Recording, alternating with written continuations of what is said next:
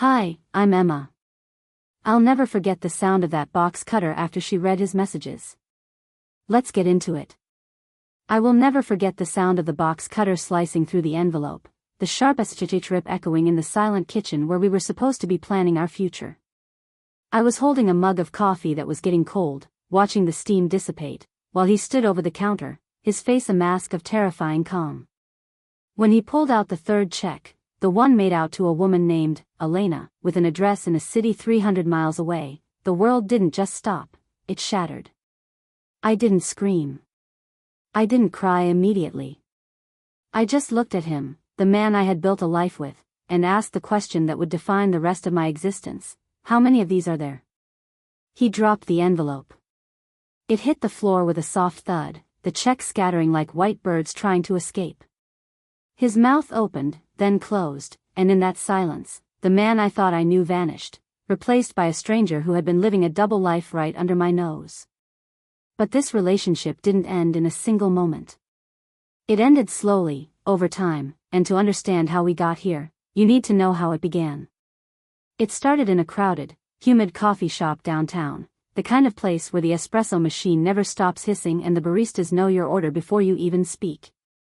I was a junior graphic designer, working late nights to finish a portfolio that would get me out of my dead-end job, and he was a freelance architect, looking for a quiet corner to sketch his latest building concepts. His name was Julian, and he had eyes that seemed to catch every light in the room and magnify it. We met over a spilled latte. He helped me clean up the mess, his hands steady and warm, and then we ended up talking for 4 hours about the best way to fix a broken chair, which somehow turned into a conversation about the architecture of our hometown and the dreams we were too afraid to chase. The early days were intoxicating, a whirlwind of shared meals, late-night drives where the radio was turned off, and a connection that felt less like meeting someone new and more like finding a missing piece of myself. He was ambitious but kind, always asking about my day, always listening to my ideas for projects with genuine excitement. He made me feel seen in a way I had never been before. I remember the moment I knew I was falling in love. It was on a rainy Sunday morning, wrapped in a blanket on his couch, watching him work on a sketch for a community center he was designing for his mother. He looked up, caught me staring, and smiled that specific, crooked smile that made my stomach flip. He told me I was his inspiration, and in that moment, I thought, this is it. This is the person I'm going to build everything with. But looking back, the cracks were there from the very beginning, subtle as hairline fractures in a foundation, easy to ignore when you are blinded by love. It started with small things. He would disappear for hours without a word, claiming he was working on a design, only to come back and be vague about where he had been. When I asked about the phone calls he took in the other room, he would joke that it was just his mother or an old friend, but I would sense a tightness in his jaw that I attributed to work stress. Then there was the money. He was always careful with finances, budgeting meticulously for our trips and our savings, but I would occasionally find a receipt for a boutique hotel we hadn't visited, or a dinner at a restaurant that felt too expensive for our current budget, and he would brush it off as a business expense or a gift to a client. I rationalized it. I told myself that architects have weird hours, that they work with different people, that everyone has secrets. I told myself that if I just loved him harder, listened better, and didn't push for answers, the perfect life we were building would continue to flourish. I ignored the way he flinched when my phone buzzed with a text, even though it was always from a friend or family member. I ignored the way he started wearing watches he didn't need, the way he started keeping his phone face down on the table, even when we were sharing a meal. I told myself that these were just signs of his stress, his fear of failure, not signs of a betrayal that was slowly poisoning our entire existence. The deterioration wasn't a sudden explosion. It was a slow-motion crash, a relationship dying in real time while we were still sitting at the table. It began with arguments that weren't about the usual stuff like dishes or laundry, but about his absence. I would come home from a long day at the studio, exhausted and looking for comfort, only to find him asleep on the couch or out with friends he refused to name. We started fighting about the little things, like the way he would leave the garage door open or the tone of his voice when he asked me to do something. One night, after a particularly brutal argument about him missing our anniversary dinner, I told him, "If you don't want to be with me, just tell me. I'd rather be single than feel like I'm talking to a ghost." He looked at me, his eyes dark with something I couldn't name, and said, "I'm not trying to leave you," but the way he said it felt like a lie. It was the first time I seriously considered ending it. We went to therapy for a week, trying to fix the communication gap, but every session felt like walking on eggshells. He would apologize profusely, promise to change, to be more present, to be honest. And I believed him. I always believed him. I told myself that the love we had was strong enough to weather any storm, that we were a team, that we could fix this together. I rationalized his behavior as a phase, a midlife crisis of the spirit, a need for space that he would eventually return from. I clung to the memory of the rainy Sunday morning, the way he looked at me then, and convinced myself that the man I was seeing now was just a temporary distortion, that the good man was still in there somewhere, waiting to come back. Then came the betrayal, the thing that would tear everything apart and reveal the true nature of the lie that had been festering for years. It wasn't just an affair, it was a complete fabrication of a life. For 18 months, Julian had been living a second existence with a woman named Elena, a woman who worked as a real estate agent and who he claimed was a consultant for his firm. He had rented an apartment in Elena's city, a city he had taken me to for a weekend trip where we stayed in a hotel, but he had secretly been living in a separate unit for over a year. He had set up a second bank account, funded by siphoning money from our joint savings, which I thought was for a future house, but was actually funding her lifestyle, their trips, and their shared vacations. He had been posting photos on a private social media account, tagged as Elena and me, which I had stumbled upon when I was trying to help him find a password for a design software. The betrayal was so deep, so calculated, that it took me months to even suspect the truth. I would see him leave in the morning, telling me he was going to a construction site, and he would actually drive 3 hours away to see her. They had a routine, a secret language, and a life that was entirely separate from ours. The unraveling happened when I found the box cutter and the envelope. The third check was for $5,000, dated for that same weekend we were supposed to be renovating our living room. I had called him a liar, a thief, a monster, and he had stood there, trembling, trying to explain that it was complicated, that he loved me but he needed this, that he felt trapped in our life. He told me he didn't know how to leave, so he just started living a lie, and the lie had grown so big it had swallowed him whole. He didn't deny it, he just cried, a messy, ugly cry that made me realize how much of his life had been a performance for my benefit. The aftermath was a spiral into darkness, a whirlwind of emotions that threatened to consume us both. The first week was a blur of rage, of packing his things, of screaming until my voice gave out. I called my sister, my best friend, my mother, and they all took my side, which was what I needed, but it also felt like a siege.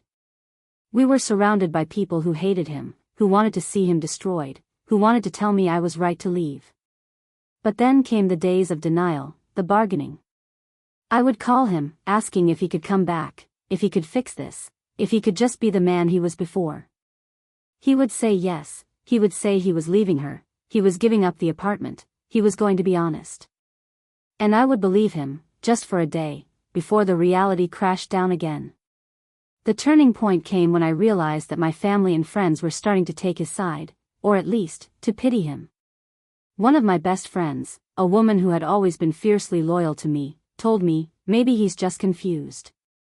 Maybe you pushed him too hard. Maybe this is your fault too." That comment, the idea that I was somehow to blame for his betrayal, was the loneliest moment of my life.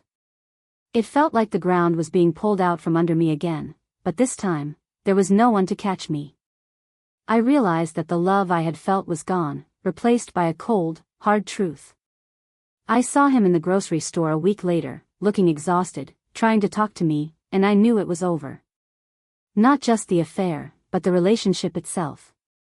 I walked away without a word, leaving him standing there with a cart full of groceries, realizing that the man he had been for 18 months was the real one, and the man I had fallen in love with was a ghost. To understand the full weight of this tragedy, we have to look at the story from both sides, because love and hate are often two sides of the same coin. From my perspective, I was the victim of a calculated, long-term deception. I was the one who had built a life around him, who had trusted him with my heart, my finances, and my future. I saw the betrayal as a fundamental failure of character, a choice to prioritize his own desires over our commitment. I felt foolish for missing the signs, for rationalizing his behavior, for believing that love could fix anything. I felt betrayed not just by his actions, but by my own inability to see the truth. But from his perspective, Julian was a man who felt suffocated by the expectations of a life he thought he wanted but no longer craved. He told himself that the affair was a way to escape the pressure, to feel alive again. He believed that he could have it all, that he could maintain his family and his secret life without consequences. He rationalized his actions as a mistake, a lapse in judgment, a way to cope with his own feelings of inadequacy. He told himself that he loved me, but that he needed something more, something he couldn't find in our relationship. He didn't see himself as a villain, he saw himself as a man trapped in a box, and he had found a way to breathe, even if it meant burning everything down. He didn't realize that his escape was actually a slow destruction of the very thing he claimed to love. We were both wrong in our own ways. I was wrong to ignore the signs, to hope that he would change on his own. He was wrong to think he could lie his way into a happy ending, to think that he could have everything without paying the price. So, guilty or not? This is the question that lingers in the air long after the story ends. Is Julian purely guilty of betrayal, or is the situation more complicated than it appears? On one hand, the answer is simple: yes, he is guilty. He chose to lie, to steal, to deceive the person he claimed to love. He broke the most fundamental trust of a relationship, and he did it for months, with no regard for the pain he was causing. He is guilty of a moral failure that cannot be excused. But on the other hand, is the betrayed person entirely blameless? Did she miss the signs? Did she ignore the red flags because she was too in love to see them? Did she enable the behavior by always forgiving, always hoping? There is a temptation to paint the betrayed as a perfect victim and the betrayer as a monster, but reality is rarely that clear-cut. The betrayed person made choices to stay, to rationalize, to ignore the pain. But does that make the betrayal any less heinous? Does it make the betrayer any less responsible? The guilt lies in the choice to deceive, in the refusal to be honest, in the decision to destroy a relationship rather than fixing it. The betrayal is a choice, and the consequences are the result of that choice. Love, lies, and hard choices. You decide. Did this story resonate with you? Have you ever been in a situation where the person you trusted the most turned out to be living a lie? Or have you ever struggled to see the signs of betrayal in your own relationship, blaming yourself for being too naive? I want to hear your thoughts, your stories, your perspectives. Share them in the comments below, because sometimes the only way to heal is to know you are not alone in this. If you want to hear more stories like this, about the complexities of love, the pain of betrayal, and the hard choices we all face, make sure to subscribe to Guilty or Not, Relationships. We have so many more stories to tell, from the heart-wrenching to the shocking, and we can't wait to share them with you. Don't forget to hit the notification bell so you never miss an update. Until next time, keep your heart open, but keep your eyes wide. Love is complicated, and sometimes, the truth hurts, but it's the only way to move forward. Thank you for listening, and I'll see you in the next story.